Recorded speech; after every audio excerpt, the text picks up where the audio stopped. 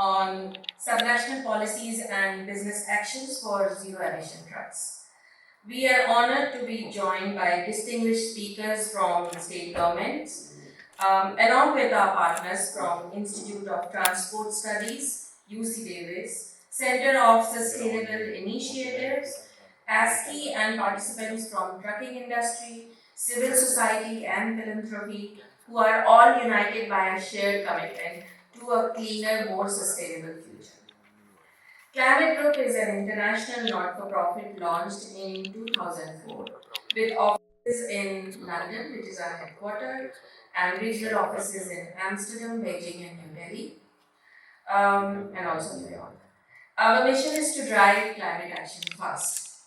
Our goal is a world of net zero carbon emissions by 2050 with greater prosperity for all. We do this by forming powerful networks of business and subnational governments, unlocking the power of collective action and scale to move whole systems such as energy, transport, and industry and food to a cleaner future. Together, we are helping to shift global markets and policies towards faster reduction in carbon emissions.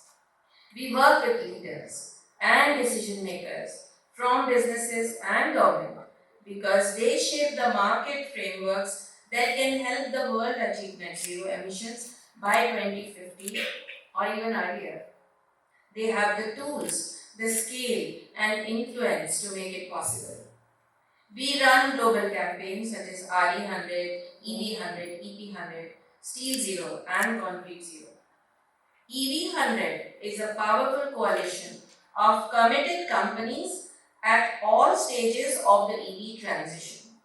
Our members are on a journey to fully electrify their corporate fleets through ambitious deadlines across vehicle segments and in markets around the world. EV100 is having global footprint of almost 120 plus companies. 39 of them have operations in India. This event includes 2 sessions, as Tejaswini was saying, which focuses on zero-emission trucks. The first one will be focused on state modal policy framework for greater adoption of ZETs, and the second one will be focused on learning from electric truck pilots conducted with our EV100 members, IKEA and Flipkart. National government is setting a vision for ZETs through their policy and initiatives such as the National Logistic Policy, PM E-Drive Scheme, PLI scheme, etc. While national policies set the direction, state governments provide the boost on the ground implementation by creating enabling environment for the deployment of efficient and climate-friendly transport systems such as ZETs. With that regard, Climate Group has prepared a model policy framework report that would help and guide the subnational governments. States can pick and choose specific policy interventions that align with their vision and objectives to support the transition of medium and heavy duty trucks to electric. The second session will spotlight the importance of business action in accelerating adoption of ZETs in India. We will showcase the e-truck pilot project with IKEA and Flipkart, which will be followed by a panel discussion with representatives from EV100 members, IKEA and Flipkart, along with industry representatives from SANY, Kalyani Motors and Stati. I want to extend a special welcome to our speakers and participants. Your presence underscores the collaborative action between government and industry that is essential to scale these solutions across India. Let us begin this dialogue with the shared goal of shaping a cleaner fleet pathway for the nation. Thank you very much. I really look forward to this session along with you. Now I would like to invite Shri Atish Kumar Singh Ji, who is Additional Secretary Logistics, DPIIT, Ministry of Commerce and Industry, Government of India, to deliver the keynote address.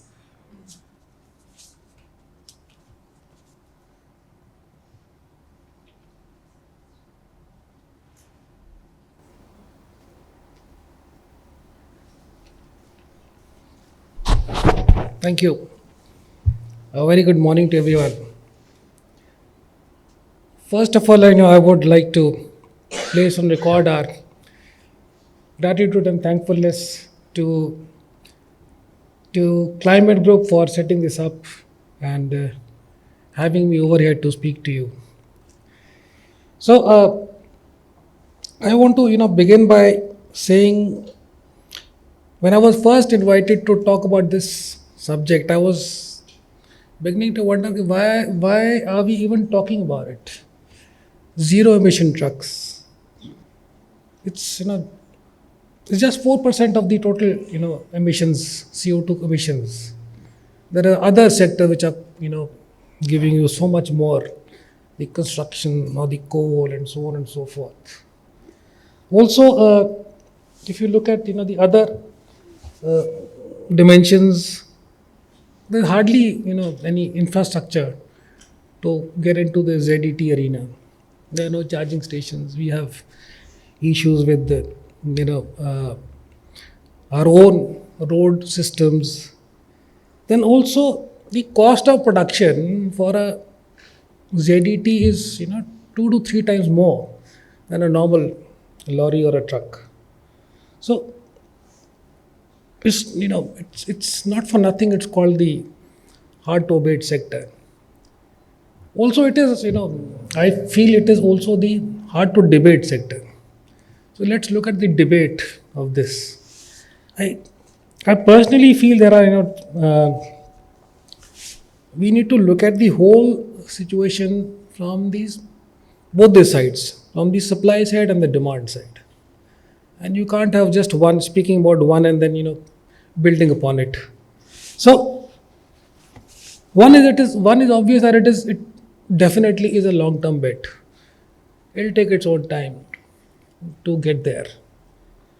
But at the same time, there is also the short run, in the sense that the government has announced so many infrastructure projects. The capital expenditure has been going up, as you must have noticed over the years. Today we are, in the last budget, in the one week it came out in February, it was 12.6 lakh crores. That's the commitment made. And so the government is definitely very bullish on infrastructure, and the highest allocation is to the transportation sector under the capital expenditure allocations. So, but these have got a gestation period. This will take some time. So I think in that sense, it's also very good to look at the short run and how can we quickly develop into that area. If you look at what's happening in China, China has taken the lead on this, on these ZETs. They are moving very fast. And we also probably need to look at how all that is happening. First mover advantage to get into ZETs, we can figure out how do we do it, in maybe look at particular sectors, or look at particular, ODs, or look at regions. So that is a strategy which needs to be developed, and I'm glad ma'am has come out with some kind of a policy document which will be helpful for the government to move forward on this. And I would invite suggestions from the industry and members who've gathered over here to help the government find pathways and solutions for creating an environment and enabling a situation where ZETs can become a reality. Also, we need to understand that change is not going to happen overnight. It is going to be incremental. It is going to be evolutionary.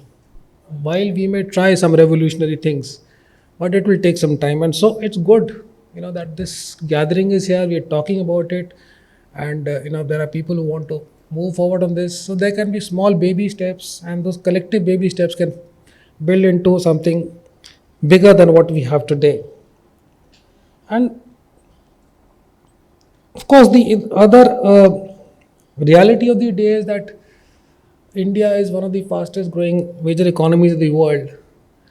And if you look at the breakdown of the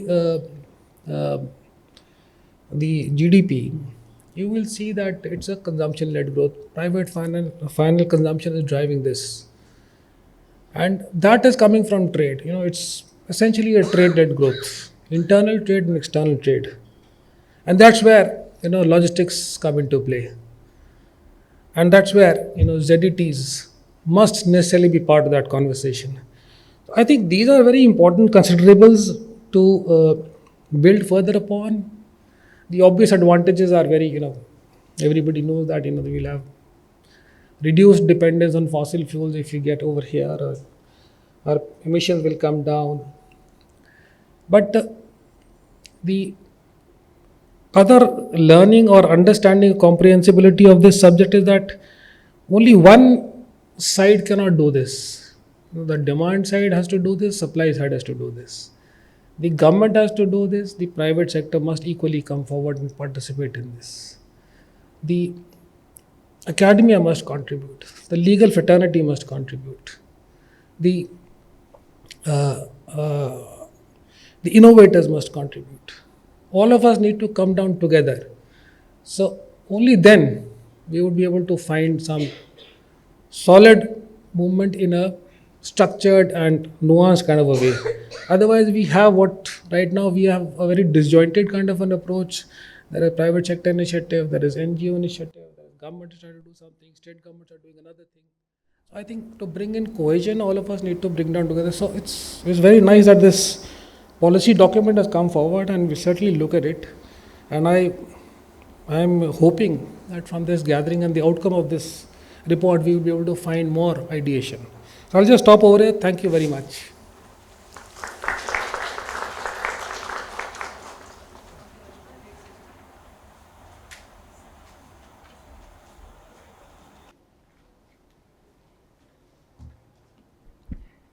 Thank you so much, sir, for those insights and perspective about the national policy and also industry landscape, calling out for multi-stakeholder collaboration, demand side, supply side, government, private sector, as you very correctly said. But you also highlighted how innovation is very important for us to move forward very quickly in the way that we need at the moment right now.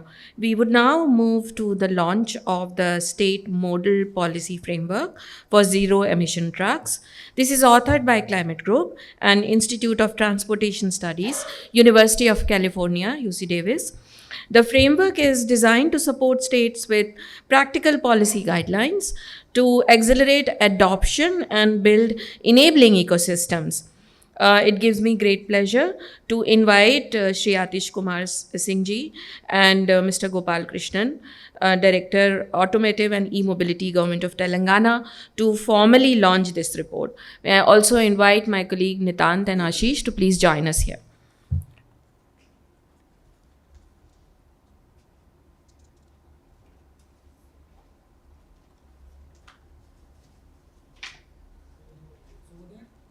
Yes, I think in the center.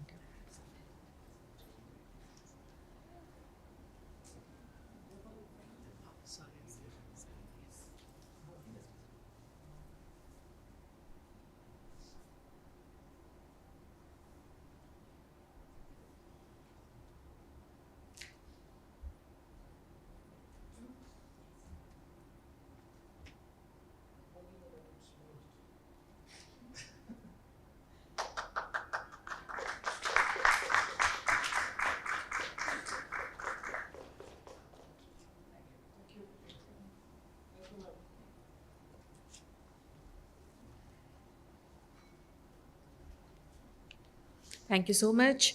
I will now invite my colleague Sumit, Program Officer from Climate Group, and Sarah, who's Senior Researcher, ITS UC Davis, to share the highlights.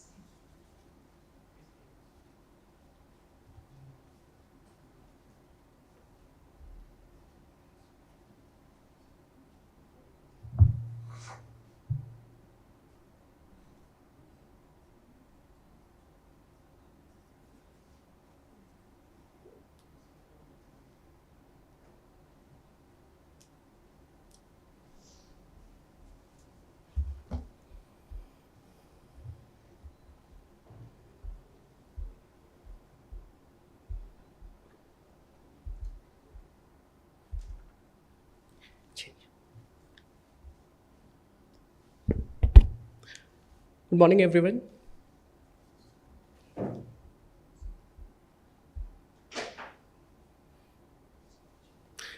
Good morning, everyone. I'm Sumit, and I work with the transport team at Climate Group. I'll be presenting the key learnings from the State Model Policy Framework report.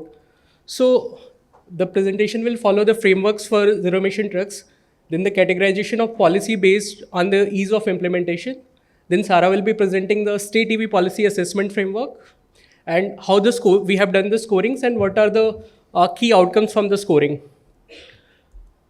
So about the report, so this report is based on 5 pillars which we have derived from all the state EV policies and global best practices for ZETs and EVs across the globe. And we come up to 5 pillars, which is financial incentives, charging infrastructure, demand incentives, strategic measures and capacity building, under which we have provided multiple policy provisions and alternative provisions for which subnationals can pick and drop in their existing EV policies, and they can create it as a holistic policy for ZETs. So under financial incentives, we have policy interventions related to purchase subsidy and interest subvention. Then we have fee waivers and tax reliefs for the ZETs. Then provisions related to extending leasing periods. Then on the charging infrastructure, we have policy interventions related to creating heavy duty charging infrastructure, optimizing tariffs, then supporting power infrastructures and soft measure to overall support the ecosystem level development. Then the third pillar is demand aggregation, under which the policy interventions are related to aggregating business to business demand and demand side incentives. On the fourth pillar, which is strategic measures, we have multiple provisions related to what can be done at the city level and state level. And these are mostly administrative measures and measures including multiple departments of the government. So the provisions are related to green channels and highways, then the no entry permissions, subsidies on land related to charging infrastructure, then fee waivers and tax relief for the charging infrastructure development, and then provisions related to sustainability, circularity and decarbonization for the charging infrastructure development. And then the final pillar is capacity building, which includes the policy provisions for logistics service providers, for skilled charging station operators, and for the driver partners. Then we divided all the policy measures into 3 buckets based on the implementation ease. So one is related to easy to implement policy measures. The second bucket is related to moderately tough to implement. And the final one is related, which is tough to implement, like that need a lot of coordination between multiple departments and the overall government. So if you see easy to implement bucket, so there are multiple policy provisions like purchase subsidy, fee waiver and tax reliefs, which can be part of financial incentive, which can be implemented easily. Then coming up to charging infrastructure part, so easy to implement policy measures are related to optimizing tariff and no entry permissions. Then the third one is related to strategic measures, where the subsidies on land parcel for securing charging infrastructure can be implemented easily, and there are some sort of fee waivers and tax reliefs which can be done. And on the capacity building part, like we can easily coordinate with other agencies, CSOs and network for capacity building of LSPs, skilled charging station operators, and for the driver partners. Then coming up to moderately tough to implement policy measures. So the one is under financial incentive is extension of leasing period, then aggregating business to business demands, then in strategic measures, providing green channels and highways for the ZETs. Then coming up to the last bucket, which is tough to implement. So under which, if you see charging infrastructure pillar, so creating vast network of charging infrastructure and supporting the power infrastructure can take a little longer time. And also long-term behavioral changes and public awareness, which can take a little longer to implement. Then coming up to demand aggregation. So demand side mandates, creating mandates from the demand side companies can take a little longer time rather than other policy measures. And then finally, the strategic measure which can be, which is related to sustainability, circularity and decarbonization will take a while to implement. Now I would like to invite Sarah for the next slides.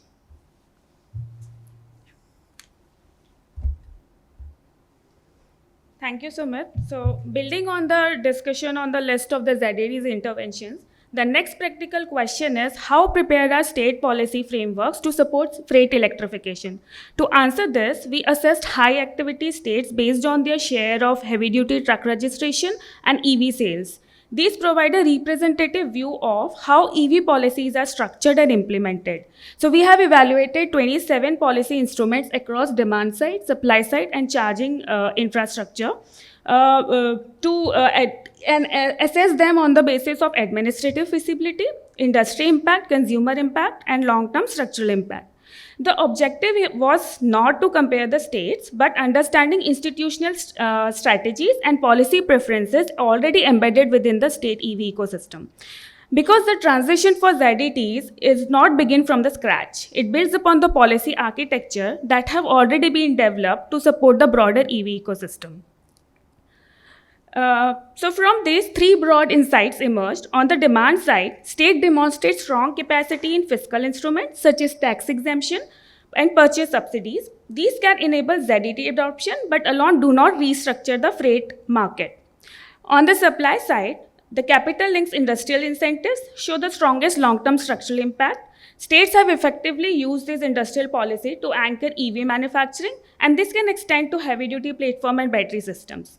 In charging, tariff and regulatory instruments are widely used, with several states notifying highway charging targets. Aligning these with concessional tariff and EVSE supports can enable high-capacity charging for ZET deployment. The broader message is clear here. States already have experience using fiscal, industrial, and regulatory instrument. Freight electrification requires adapting these to the operational realities of trucking segment. However, the trucking segment differs significantly from the passenger EV and other segment. Fleet electrification is fragmented. Many operators own only a few set of trucks. Utilization certainty is limited. Financing access is concentrated, and ZETs involve a substantially higher upfront cost. Simply extending passenger EV incentives to trucks will not deliver scale. Freight electrifications require addressing utilization risk, financing risk, and infrastructure readiness. There is where structural leasing model, demand aggregation, and corridor-based charging infrastructure become essential. Yeah. So reiterating back to what Sumit has presented in the earlier slide, the pathway is clear. We have like segregated into easy to implement, moderate, and like how the long-term structural impact will become fruitful, coming to segregating this list of aggregation. So thank you.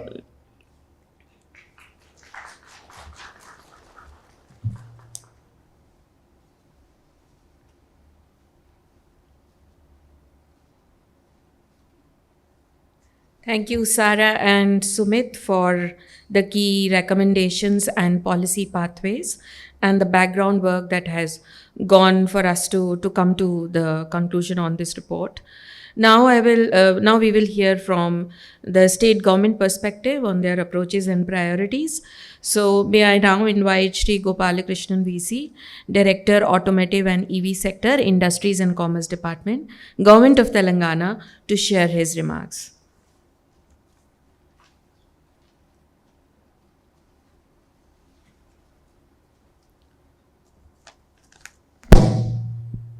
Thank you, ma'am. Good morning, everyone. My name is Gopal Krishnan. I lead the Automotive and EV Sector in Industries Department, Government of Telangana. Many thanks to Climate Group, Divya ma'am and your team for having me here, and also a lot of insights from the previous speaker. And also I'm looking forward to hearing from many of you and also interacting after the event. So just to give a brief background of Telangana, we started the EV related activities back in 2017 and drafting the EV policy, etc. The first policy got notified in 2020. The policy broadly spoke about some of the levers that were mentioned earlier, the supply side levers, the demand side levers, and what the overall goal on the charging station scenario is for the state. So with that overall goals, I think we have achieved most of it on the supply side, that is bringing in more manufacturing to the state and bringing some of the good R&D companies to set up their ER&D centers. So all of that has gone quite well. But the other two levers, one is the adoption side and the charging stations. So here we are not doing as well as we should have, and we hoped we would. So the broad aim was to have at least one charging station in a 3 by 3 kilometer grid, and I think many of the states started with that particular number.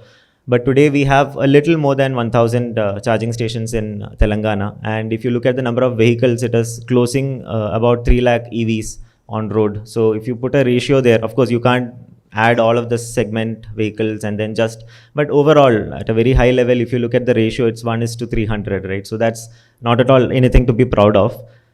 So recently in the last 6 to 8 months, thanks to a lot of support from CSOs like Climate Group and ASCII, NRDC, and many others, UC Davis and SFC.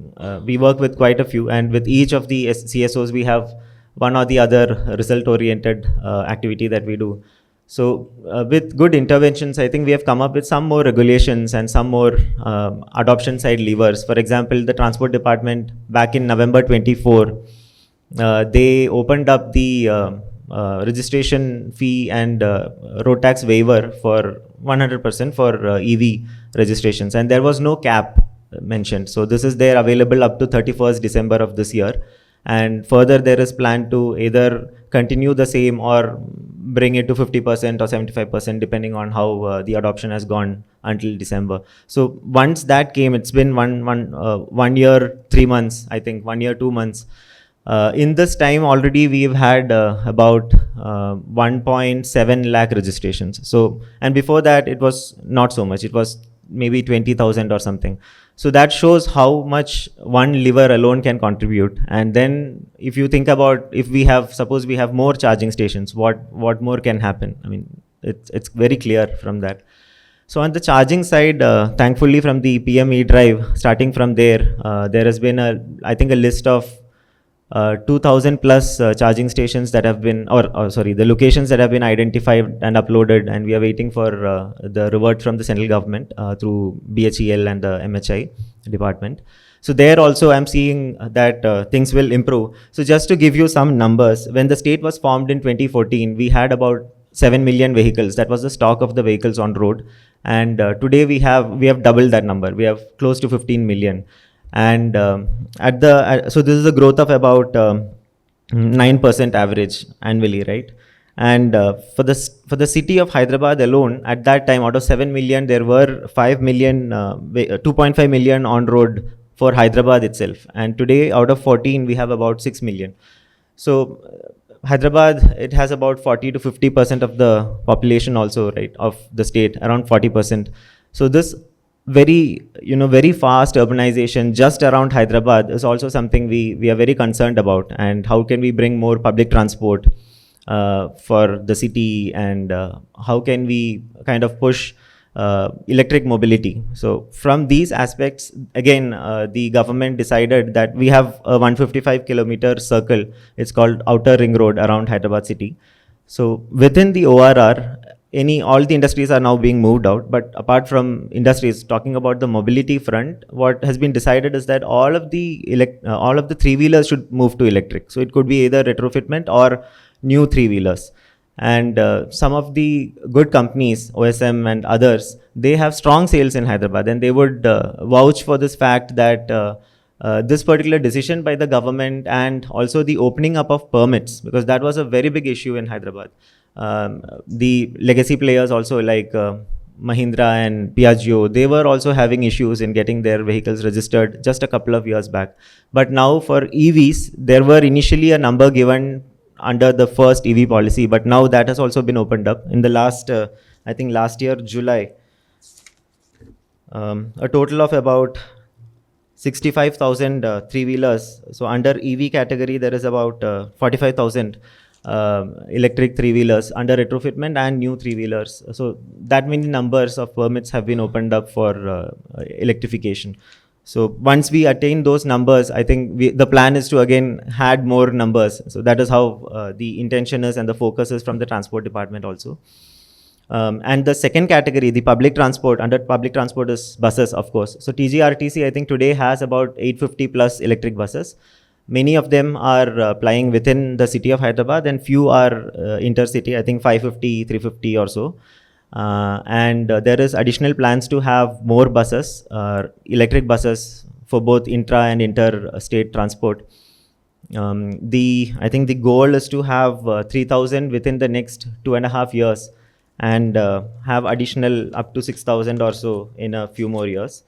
Again, there is another very high-level goal for charging stations as well. I think my colleague from ASCII will be able to give more information there. So from the policy front, what next? So we are working on the new electric vehicle 2.0 policy.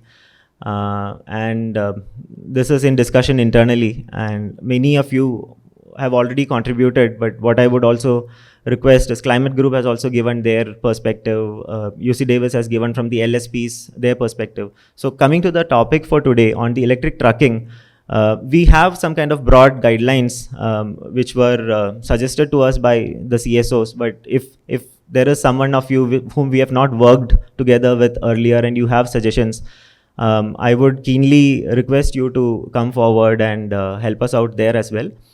Some exercises which have happened over the last 2 years, I would like to mention before I close on the topic, the electric trucking topic.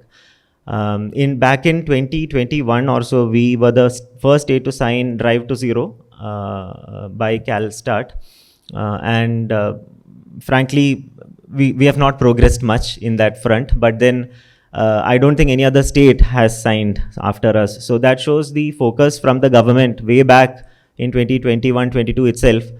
Of course, the sales of trucks in Telangana is very less. It's 1% of India probably. So therefore, I mean, the movement has not been much in that front, in that particular segment, but that is the most polluting segment. And transport itself is giving about 25% of the overall emissions in the state. So that is a very heavy segment that we are focusing. And in December last year, that is a couple of months back, we also came up with something called the Telangana Rising Policy 2047 document. And a portion of that talks only about how we can bring net zero in the state by 2047, how we can electrify all of the vehicles. So it's not 100%, but then at least maximize the electrification within ORR, outside of ORR. So we call anything within ORR as core urban. Between ORR and the next upcoming regional ring road, which is a 350-kilometer circle, 30-kilometer radially beyond the ORR. So anything between that, we call it as peri-urban. And then anything beyond the RRR is called rural. So what focus areas can we look at in bringing net zero under all of this, and how fast we can bring? How can all of the aggregators be brought together, and how can a policy under cab aggregation be done? So that is also something we are working with ASCII today. So a lot of things happening under the electric trucking. We had such 4 or 5 good stakeholder engagements with LSPs, with truck manufacturers, that is the OEMs, with the end users, with CPOs. And we had formed close group of 1 each, about 5 groups, so that we can arrive at some good pilot opportunities. Unfortunately, I mean, all of the discussions have died out in the last 6 to 7 months. But here again, we would seek support from Climate Group and others present here to have some active 1 or 2 pilots that we can do in the Hyderabad corridor. We have this west-east highway, which is NH65, the Pune-Vijayawada highway cutting across Hyderabad, the north-south one, which is NH44, I think Nagpur-Bangalore highway. There's also the Sri-Salem highway. So we've already identified where maximum truck movement is from the toll data. We know what goods move on these roads, how frequent the trucks move. But what we need is more of a hand-holding on bringing on board the LSPs and the end users who are already doing it elsewhere, right? So, for example, Amazon is doing it in Bangalore, Chennai corridor. IKEA is doing it somewhere. So we have Amazon warehouses, we have IKEA. So how can we make more of the pharma companies in Hyderabad move towards electrified trucking? How can we bring the FMCG in Hyderabad, or the cement manufacturers in the Kodad region, which is towards the Vijayawada side, but within Telangana area? So all of this, and again, a very big area is mining and coal movement. So again, Amartya ji will be talking about those. So we are working on quite a lot of things, but on the trucking side, frankly, things have not moved much in the last few months. So there, I would seek support from all of you. And with that, I think I would like to close. And thank you so much for the opportunity. Looking forward to talking to you all. Thank you.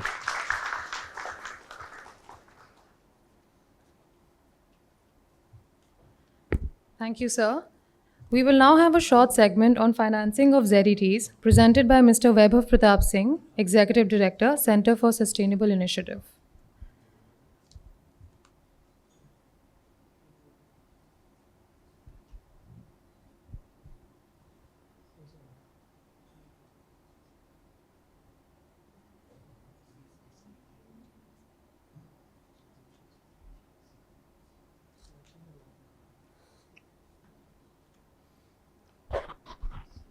Hi everyone. Sorry for the bad throat. So my task is to help you figure out a few financing solutions for ZETs out there. And maybe we can move to the directly to the main slide. So I just have one slide out there. And to showcase why a particular financing solution may work or may not work, what I have done is showcased I took one of the pilot data versus for a 55 tonner out there. If you look at this, and assuming a few standard conditions like a loan of 5 years and BV normal somewhere around 1.5 CR cost and loan tenor of at a cost of around 10% and an average distance covered per month of almost 11,500 kilometers. So these are the standard conditions assuming in the slide. So I would like you to walk you through all these numbers out there. So if you look at the major driving factors out here are the EMI cost and the fuel cost or the electricity cost. So even though ZETs or others are believed to be more operationally efficient, and this could be the driving factor for their adoption if you are a truck owner and other, and may or may not be applicable because the charging cost could be as high as 28 rupees, it could be as low as 20 rupees depending on what kind of solution you are using. So if you look at this, the average cost in the first 5 years for a normal vehicle is around 46 rupees. Normal 55 tonner, while if we talk about any other let's say a BEV that costs around with a charging rate of 22 rupees per unit, it costs around 56 rupees. So for a state government looking for adoption, I came up with a couple of options out there. So one could be a standard subsidy that could be applicable. So if we give out a direct subsidy of 50 lakhs around, so the numbers come down to somewhere around 48.7 in that you can look in the BEV scenario too.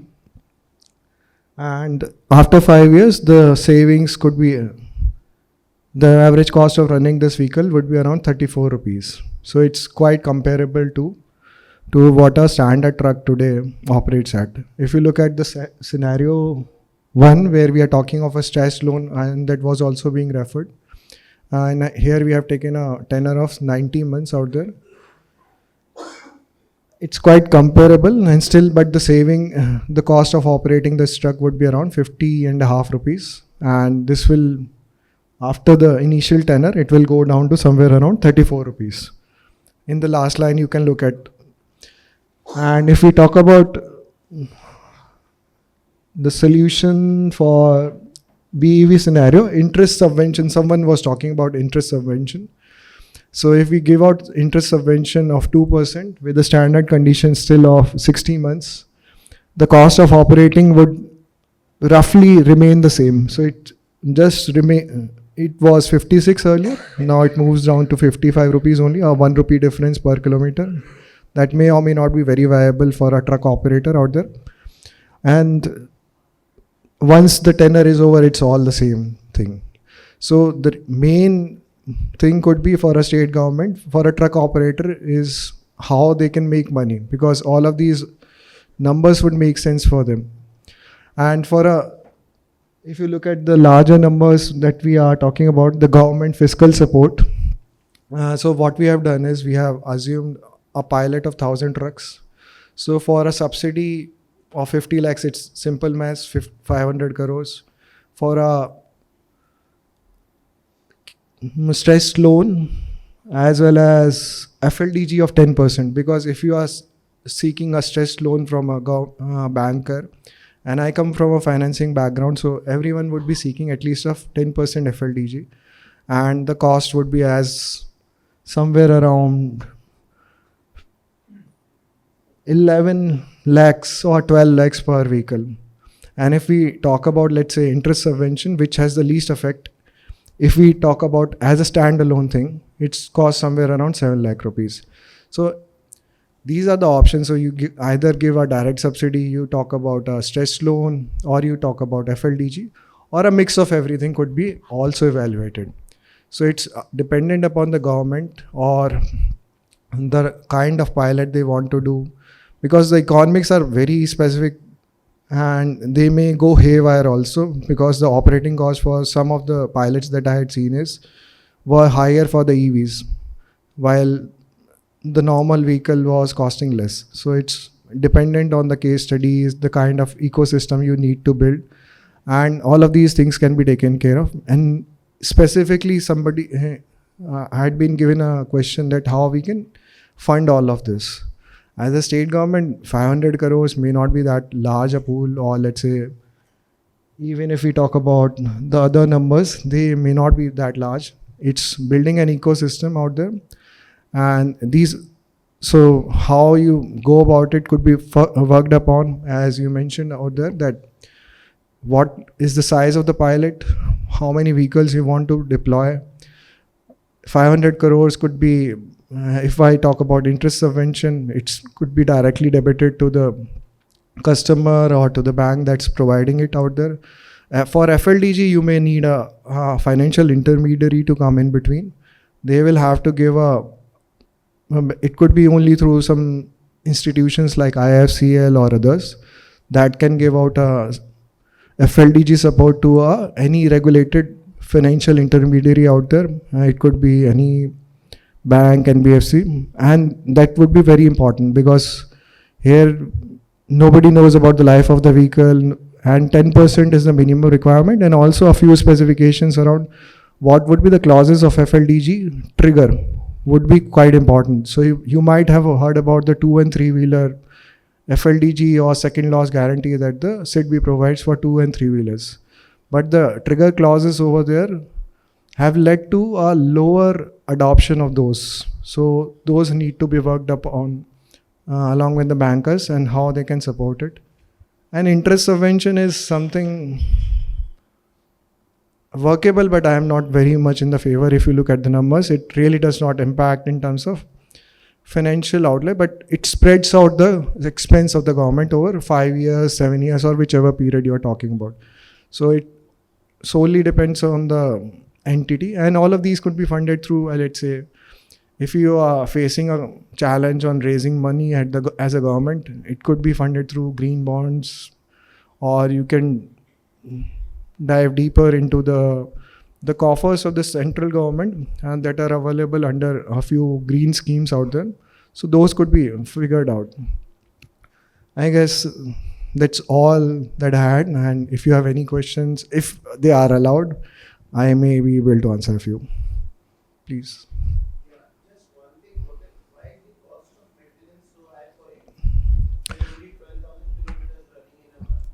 Yeah, so these are based on a pilot numbers, and I have not actually made, so these were provided to me under a pilot study, and these are what OEM is saying. And if you are talking about, if you can show.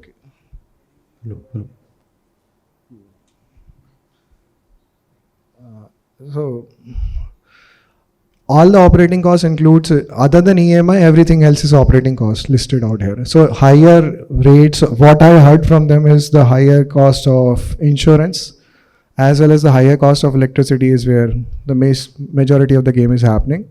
And a few pilots I had seen for Coca-Cola and others, or PepsiCo, that was Prior V2, I had seen these numbers were far higher, even though the trucking size were on the lower side. 18.5 tonners they were running out there. Allow me to step in. We have a separate Q&A session wherein, thank you, Vaibhav, thanks very much. And I know that this is very interested for the audiences and they would love to have a lot of questions around this. Very statistical, even I loved it. So let's wait to hear from others during the Q&A session and we move beyond this. Thank you. Thanks, Vaibhav. Over to you, Tejaswini. Thank you.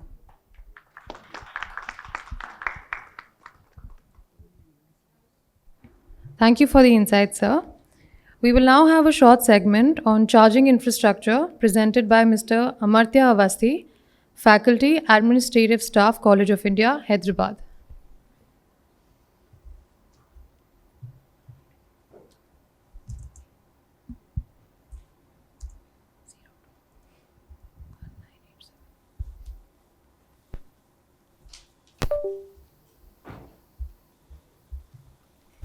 As the slides come up, I'd just like to quickly introduce myself. I am Professor Amartya Avasti from Center for Energy Studies at Administrative Staff College of India, Hyderabad. ASCII, under allocation of business rules, comes under Ministry of Education.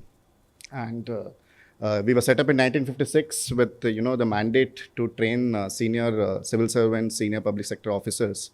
And over the last, many decades, apart from training, we've also started doing a lot of work naturally because of the closeness to the bureaucracy and the government on policy design, policy research, policy implementation. So me and Gopalji were discussing along with the climate group on what all we should cover beyond charging infrastructure as well, if there is any additional areas that we could do. So I wanted to, bring together a little bit of thought around, as Gopalji was mentioning, there's a lot of vision that the Telangana government, for example, has come about with around electrification, whether it is, the penetration of EVs across different form factors, or, for example, charging infrastructure. But there is a lot more that can be done. On the net zero vision and transition goals, there's, of course, very, very ambitious vision, a net zero emission, by 2047. Of course, integrating both the energy and transport systems, because for the first time in many decades, you're actually seeing, a merging of policy requirements from, both the power ministry as well as the transport or, heavy industries ministry. Then, of course, also the plans for, 100% electric transport transition, particularly starting off from, the larger Greater Hyderabad Municipal Corporation region. Then by 2047, looking at all passenger transport modes also, including metro, MMTS, etc., converting to be fully electric. And of course, the target is also on the larger form factors that see, a regular sale. Because if you look at, the contribution of different, form factors, two-wheelers and, some of these smaller form factors, of course, are playing a big role. And so the government is also looking at, putting significant efforts around that. And then, of course, there's also this vision that, there won't be any sale of ICE vehicles beyond 2039. But for all of this, what is going to be absolutely important is going to be the charging infrastructure. And frankly, there are a lot of, practical difficulties despite the ambitious vision. Today, we'll have a slide on, what exactly the numbers are of today as well. But the vision for the Telangana government has put in for realizing the net zero transition is that there would be at least 6,000 plus chargers in Telangana by 2030. And that means, if you see the numbers as of today, there have to be significant capacity additions on an annual basis because we are very low as compared to where we have to be. And then, of course, the vision is that to support the rollout of, heavier form factors as well, there have to be, charging infrastructure every 20 kilometers across major highways, as well as industrial routes by 2047. But if you look at, coming to, the heavier form factors, buses, of course, as Gopalji was mentioning, there is a target to have at least 2,800 to 3,000 buses within the next 2 to 3 years. In fact, the vision is that by 2030, all the buses in Hyderabad would be fully electric. And if there are any, buses that are, still with pending life, they would be moved out beyond the, GHMC region. And of course, to support that, there would be, additional dedicated bus charging depots, at least 25 plus numbers that will be, initiated. So under the Telangana Mobility Valley initiative that we are supporting Industries and Commerce Department, the Energy Department and the Transport Department, we are trying to, bring together all of these different elements to really support the electrification agenda. And if you look at the number of chargers today, significantly lower as compared to, various states, about, 1150 plus chargers as of today. A combination of private sector deployments, public sector deployments by the node agency. We have oil marketing companies, in fact, actually taking the lead in terms of the total number of chargers.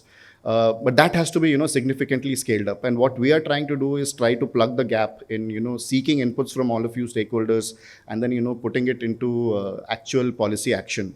So good to share that small movements have happened on different fronts. For example, looking at raising the LT category definition from 56 kilowatts up to 150 kilowatts that Geo had come out from as part of the TGRC orders. Then, for example, looking at waiving of demand charges in the LT category. And third, and most importantly, if charging infrastructure growth has to happen, the timeline for approvals, in terms of NOCs and the electrification and, connection or energization of the charges, that timeline has to be reduced. To give you the perspective of, the current timelines, a lot of CPOs, we have Karan also from Static, he'll add to that. Timelines for energization of chargers, maybe this is also the case with various states, but in Telangana, for example, it can, stretch up to 6 months or, 7 months, 8 months. In fact, even, the State Road Transport Corporation is having challenges with, looking at energizing its own charging, bus depots, etc. So what we are trying to do is, looking at plugging all of these different gaps. So looking at, for example, if you can have a true single window clearance system. So for example, Telangana has a TG IPAS for industrial, NOCs, where the state has mandated, clearances and NOCs and statutory approvals from different departments within 15 days of the application. And if any particular department doesn't give the statutory approval, it is considered as deemed approval, and you can, begin the work, and all of the approvals will definitely come in at the, at a later stage. So what we're trying to do is looking at, bringing and plugging all of these different agencies. For example, the CEIG, the fire department, the buildings, agency, the power department, DISCOMs, all of them together, and see if we can have a true single window clearance portal to really shorten these timelines and help scale up the charging infrastructure, which is most important. Coming quickly to the trucks case, as Gopalji also was mentioning, the sales of trucks annually, Telangana might not be as high as various other states, but there have been significant numbers of heavy duty, medium and heavy duty truck sales. But if you look at the electrification side, there has been practically nil to zero kind of over the last couple of years. If you look at particularly up to financial year 24-25. So the opportunity is there, and what I would like to talk about is the fact that every state has different contexts in terms of what exactly would work, what kind of categories of vehicles would have to be deployed, particularly looking at BETs, etc. Because we have different kinds of industries, which are available in different pockets of the state. For example, there could be opportunities for both intrastate as well as interstate, pilot deployments. And in a couple of slides at the end, I would try to highlight which different parts of the state have different industry clusters and what kind of pilots we could explore. But most importantly, I believe that while we talk about the highway-based trucking and various routes for connecting different industry clusters, closed-loop systems have a tremendous opportunity, particularly mining and quarry operations, because there is predictable demand. There are the utilization is well known, and there could be already set points for deployment of charging infrastructure.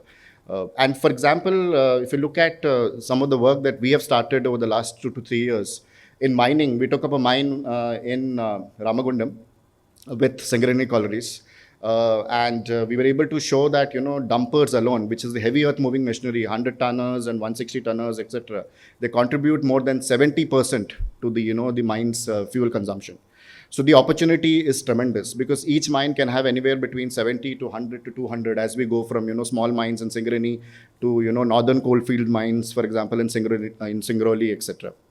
And diesel consumption from a 60-tonner dumper, can be, which is a 100-tonner GVW. It can vary from, 26 to 30 liters per hour, while for a 160-tonner, it can go from, 55 to 60 liters per hour. And as you go higher, the consumption just increases for every truck. And if you multiply that with the number of trucks operating in the mines, the opportunity is tremendous for electrification. And because these are closed loop systems with known utilization patterns, the number of trips are significant on a daily basis for every truck in 3-shift operations. And the number of trucks are also significant.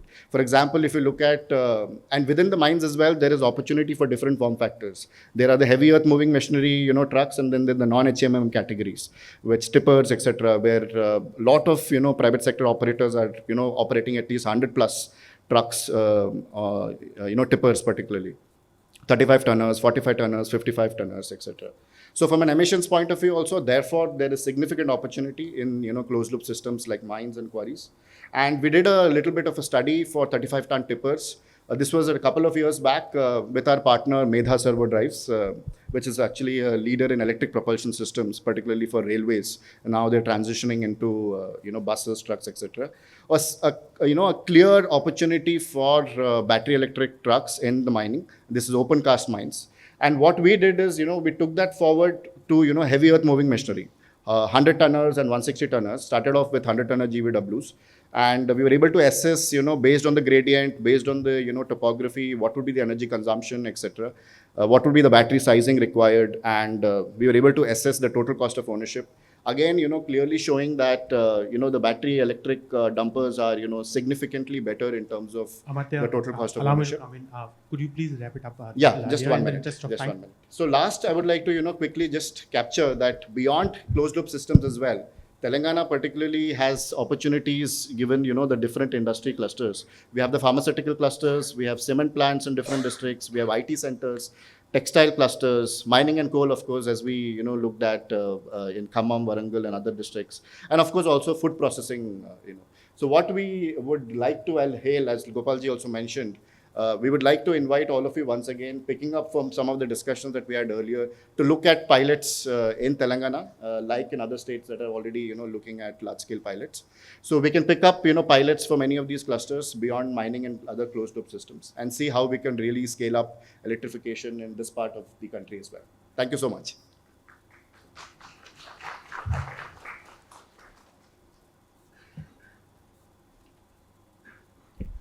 Thank you, sir. To bring together the key takeaways from this discussion, I now invite Mr. Siddharth Srinivas, India Coordinator, Clean Mobility Collective, for the summing up.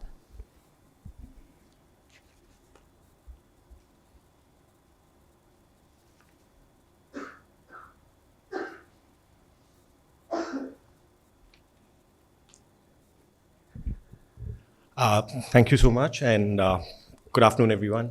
Let me start off by introducing myself. I'm Siddharth, the India Coordinator for the Clean Mobility Collective. We are a global network of about 100 plus organizations working around mobility issues. And of course, our core focus is, while not trucking, it has been electrification of the last mile and mid-mile across regions. And let me start off by thanking Climate Group and UC Davis for the creative and convening, where they've actually launched the framework pathway. Honestly, this is exactly what we need, making sure that there's research, there's policy, and actual on-ground implementers coming together. And I'm really thankful to all the speakers today, because for me, it actually surfaces quite a interesting thing, which I think a lot of us think about, but don't really articulate enough, that India's EV transition, and not just trucking, but across sectors, will end up happening at the state level. The national government has really strong policies and really built a very strong base for us to build on, but every state has its own journey, and every state doing what it takes across streams is what's actually going to take us to the end mile. It will be policymakers, teams working in the EV cells in the states, the transport departments, the power department, industry departments. These are mostly the nodal departments which are nodal for electrification in most states. It'll be those teams. It'll be the people in the discoms and the distribution companies. It will be the OEMs and manufacturers and the charging point operators. And of course, people across the freight ecosystem, of starting from the MSMEs and the fleet aggregators and the operators, but also all the companies which are also core to the ecosystem. So just with the freight ecosystem itself, I think going to what other speakers have spoken about, there are very different realities for for most states. The contexts are different, vehicle categories might be different, the routes might be different. So what we really fundamentally need to know is that it's not a one-size-fits-all. You cannot possibly have one national blueprint, but what you will definitely have is a lot of really interesting pathways being built up at different state levels. It's those that are actually really going to bring about change. Some states, and we've been engaging with a lot of states, we've seen that some states are really great at supply side interventions. You will see that, like Tamil Nadu, Haryana, Telangana is doing quite a lot around that. Pretty much every EV policy these days also has a reference to how they want to be a supply side powerhouse. But that again, I think is maybe not for every state to kind of, go down.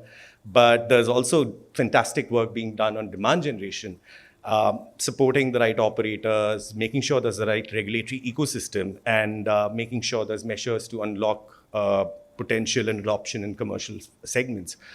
Case in point, and this is something that keeps coming up quite a lot. Like Delhi has done incredibly well on demand generation. You'll see that they've really been able to make sure that multiple segments of vehicles categories have been electrified. You will see that they've come out with policies, of course not on trucking, but maybe that's something to build on for other states. There is the fleet aggregator policy which is being implemented. We've been speaking to fleet operators in multiple states recently, and we kind of realized that there are only two reasons primarily that EV electrification is taking place even in the lower categories. One is if there's strong demand from their end B2B client, they will definitely prioritize that, but otherwise it's usually at a 5 to 10% level that they have electrification. And then the only other reason would be when there's strong state support and regulatory measures in place. Delhi is a priority for all of them. Maybe some of the other states aren't.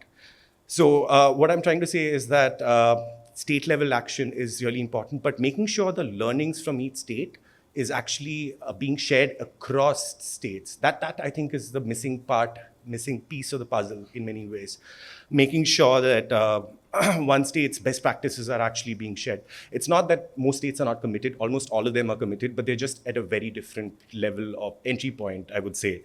So the question is, how do we really make sure that the success stories are moving faster than the challenges? I think that is what we possibly need to crack. How do we have more systemic measures? Atisha had actually mentioned this earlier also about making sure that that happens at scale, making sure those practices are shared. There are implementation playbooks which would actually allow what's worked, what's not, what was politically feasible, what was economically viable, all those things, and why did things move faster or slower. Making sure those happened, I think, is also a big aspect of the whole electrification pathway. I do want to end by actually saying that there are some great actors here who've been working on orchestrating networked impact, and I hope this is something we can definitely come together on and address in coming months and years. Just want to end by saying that I hope this is the start of a lot of collaborations across partners, states, across companies and networks. So thank you so much.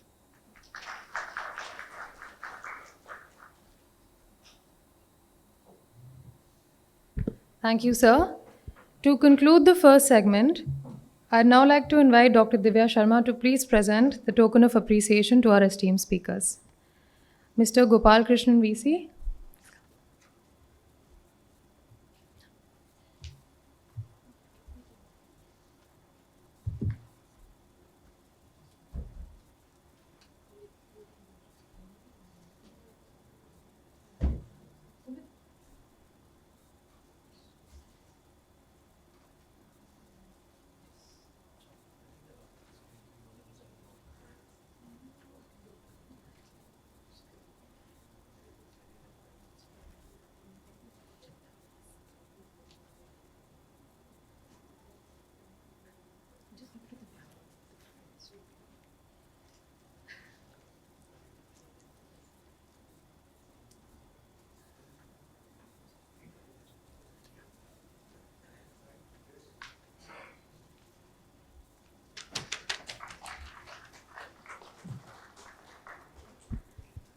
Thank you, sir. Mr. Vaibhav Pratap Singh.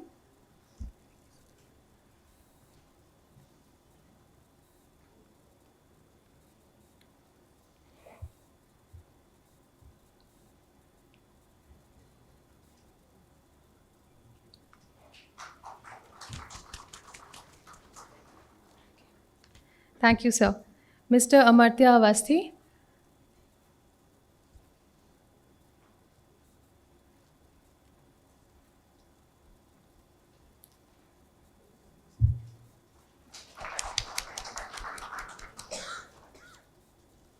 And Mr. Siddharth Srinivas.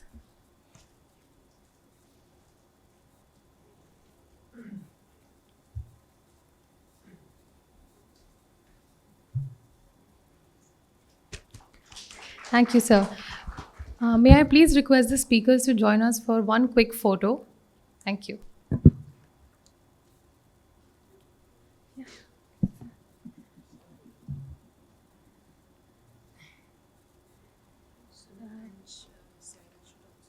Sumit and Saira also, please.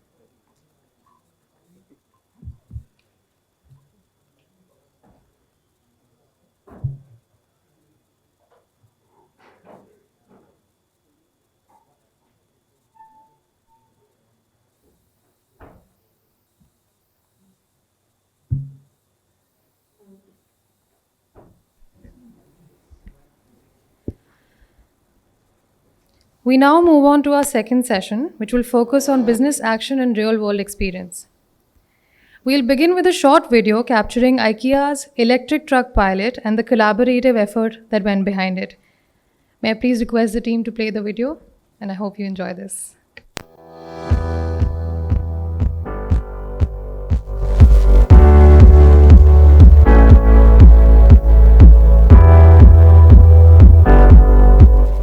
Delighted to be at the IKEA distribution center at Chakan in Pune. We are here to deploy an electric truck as an pilot. This is a 55-tonner electric truck which will be deployed between Pune and Hyderabad. This pilot was only possible because multiple partners came together.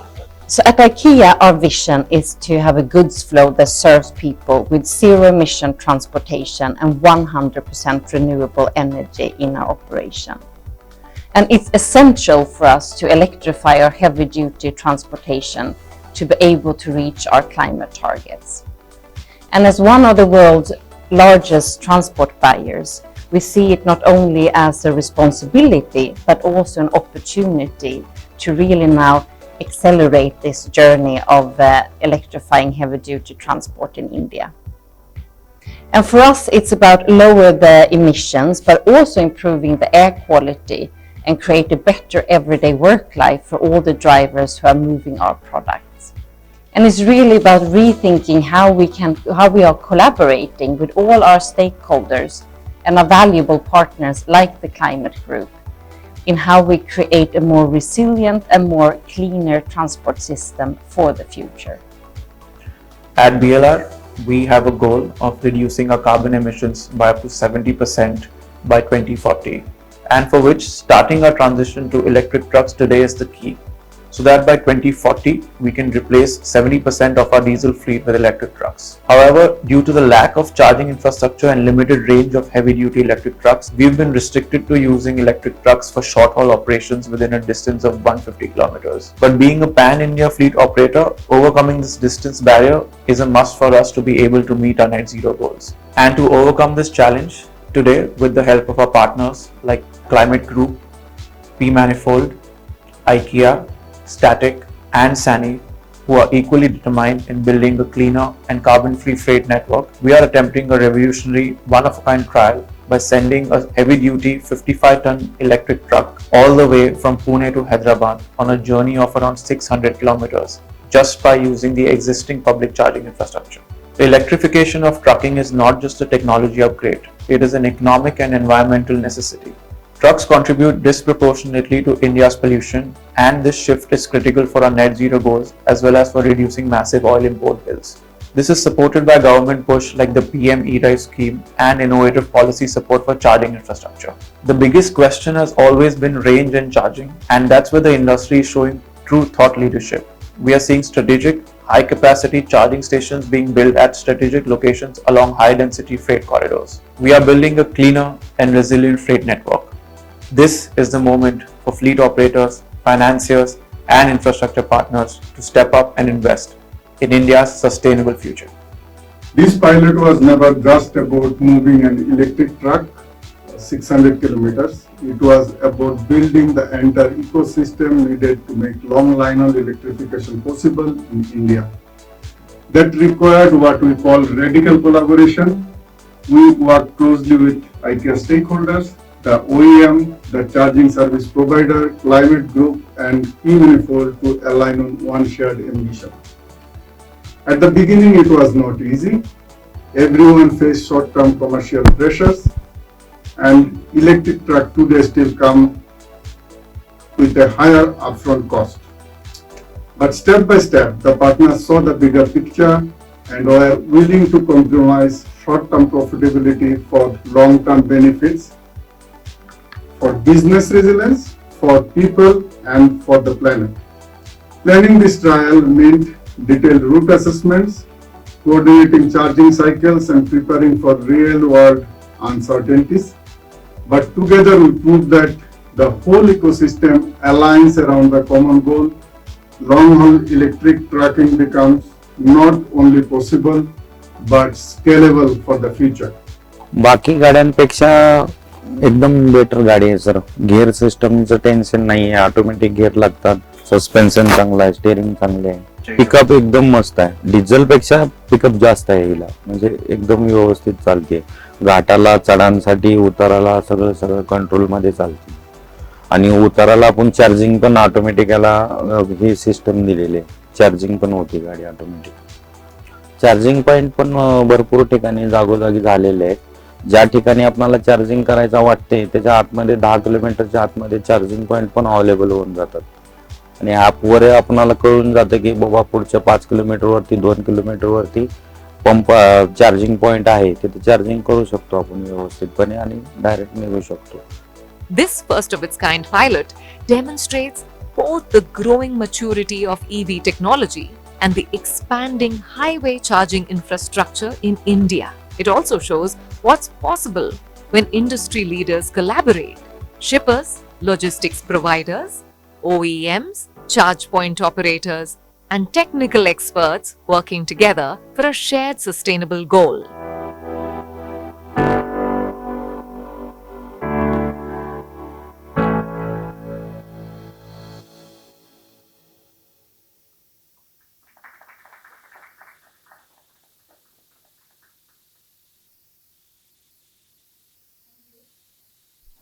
Thank you. To share key learnings from pilot deployments by Climate Group with EV100 members, I now invite my colleague, Mr. Kumar Nitant, Manager Transport from Climate Group, to present insights from IKEA and Flipkart pilots.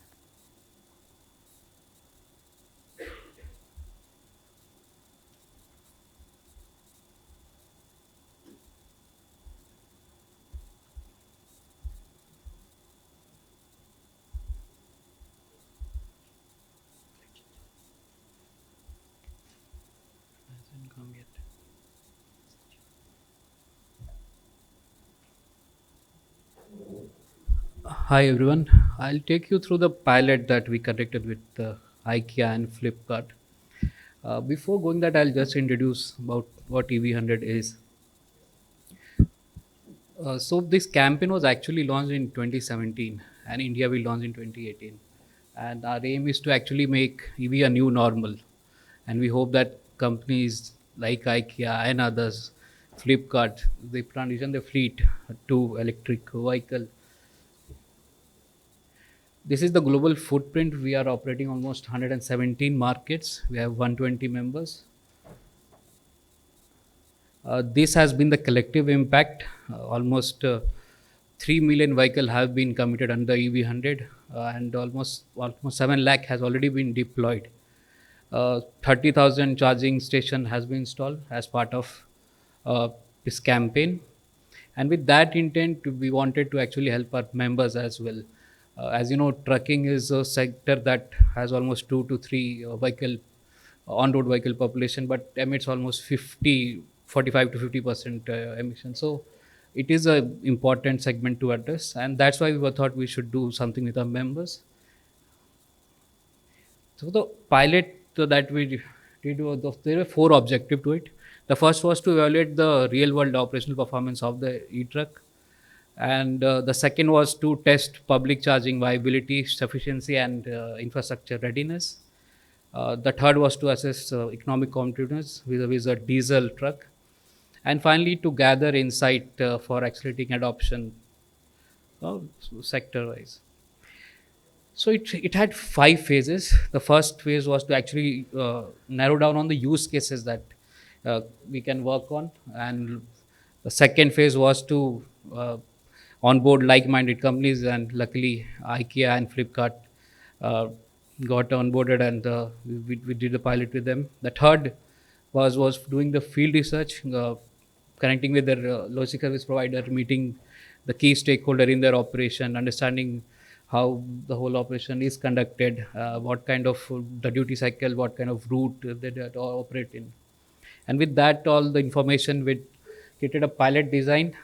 Using that pilot design, we were able to estimate what kind of truck would be required on that particular operation, on the particular route. And the final part was doing the pilot in itself. We got good learnings from them. This is how pilot design looked like. You can see the map from Pune to Hyderabad. This was for IKEA pilot. The unique thing about this pilot was it was a almost 200-kilometer round trip journey. This was conducted only using public charges. We mapped a few, like there are 3 type of mapping that we did. First was the primary charges. The second was the opportunity charging spots, and third was contingency charge. The second pilot that we did was with Flipkart. It was on Delhi-Jaipur route. Delhi-Jaipur route is actually one of the corridors that was identified by PSA office for electrification for zero-emission trucks. This pilot was done with Kalyani powertrains, and it was a 32 feet, 18.7 tonner truck. The third that was done was on Delhi-Agra route, again with Flipkart. We had the same truck, and the run kilometers were around 189. After doing all these pilots, so these are the few key learning that we got. The first key learning would be the technology is there. It is a mature product. The pilot that we did, we found that the performance of the truck was stable. The turnaround time was met. The weather handling was excellent, and even so, there was no breakdown during the trials.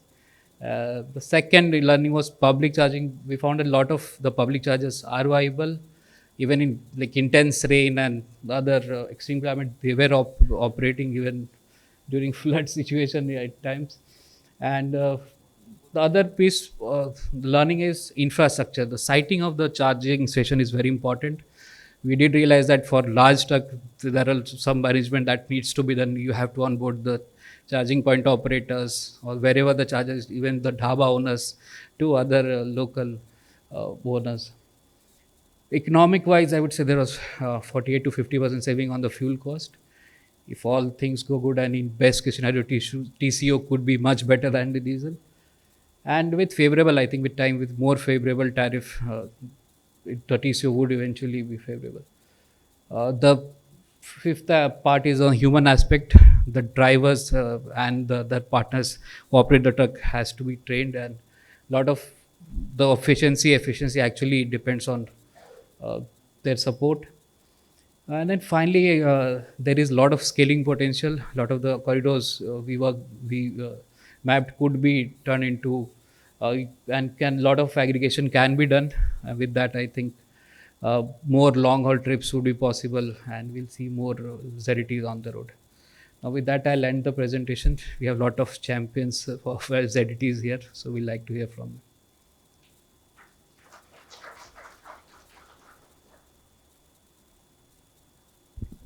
Thank you, Nitand. We now move on to the moderated panel discussion. I invite my colleague, Mr. Ashish Saraswat, Program Manager, Transport Climate Group, to please welcome our panelists and begin the second session. Thank you.